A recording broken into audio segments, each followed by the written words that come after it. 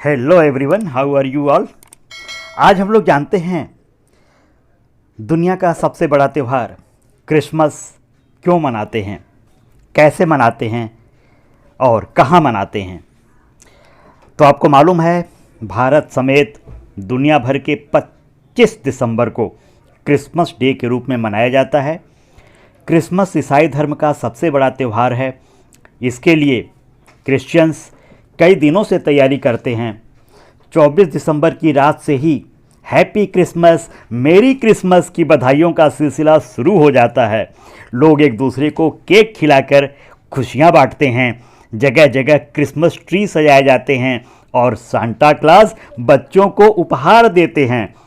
Christmas वैसे तो ईसाई धर्म को मानने वाले लोगों का त्यौहार है, लेकिन अन्य धर्म के लोग भी इस त्यौहार को बहुत धूमधाम से मनाते हैं। आइए जानते हैं आखिर 25 दिसंबर को क्रिसमस डे क्यों मनाया जाता है। आपको मालूम है, क्रिसमस डे के दिन ईश्वर की संतान जीसस क्राइस्ट, जिसे ईसा मसीह भी कहा जाता है, का जन्म दिवस है।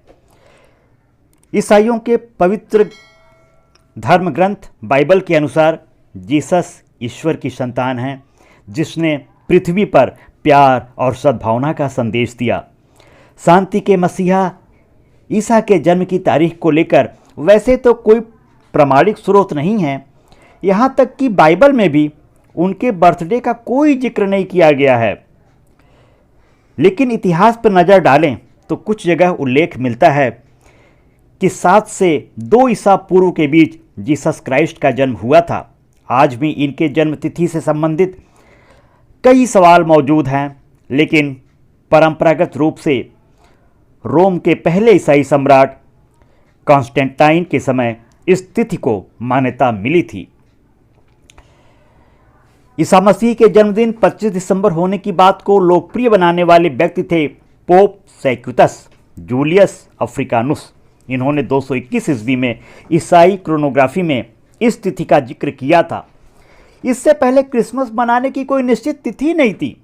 आपको मालूम है, उसी समय 25 दिसंबर को जीसस क्राइस्ट का जन्मदिवस मनाया जाने लगा, जो क्रिसमस डे के नाम से प्रसिद्ध है।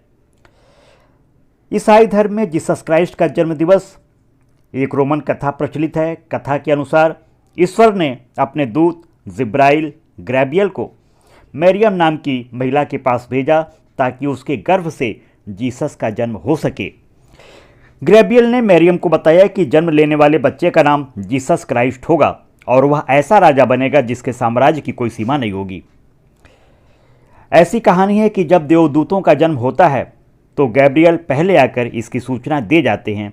जिस समय मरियम की जीसस के जन्म की जानकारी मिली थी, उस समय वह अनमैरिड थी, अविवाहित थी।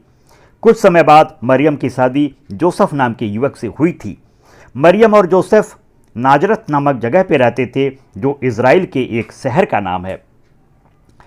उस वक्त शहर पर रोमन साम्राज्य था। जब मरियम प्रेग्नेंट थी, उस समय जनगणना का कार्यक्रम चल रहा था। इस वजह से नाजरत में कोई भी जगह खाली नहीं थी। इसलिए जीसस क्राइस्ट का जन्म अस्तबल में हुआ। अस्तबल यानी जहाँ घोड़े रहते हैं। अस्तबल से दूर चरवाहे भेड़ चरा रहे थे। कहा जाता है कि देवदूतों ने चरवाहों से कहा था कि ईश्वर की संतान ने अभी जन्म लिया है, वह एक मुक्तिदाता है। देवदूतों की बात सुनकर चरवाहे और शहर के बच्चे देखने लग गए। जब उन्होंने बच्चों को देखा तो चकाचौंध हो गए, क्योंकि बच्चे में सूर्य के समान तेज था। धीरे धीरे वहां भीड़ बढ़ती गई। लोगों का मानना था ईश्वर ने मानव कल्याण के लिए अपने पुत्र को पृथ्वी पर भेजा है। इस तरह से जीसस क्राइस्ट का जन्म हुआ था। जीसस क्राइस्ट दुनिया के ईसाई धर्म के प्रवर्तक थे और दुनिया में ईसाई धर्म के मानने वाले सबसे ज़्यादा हैं।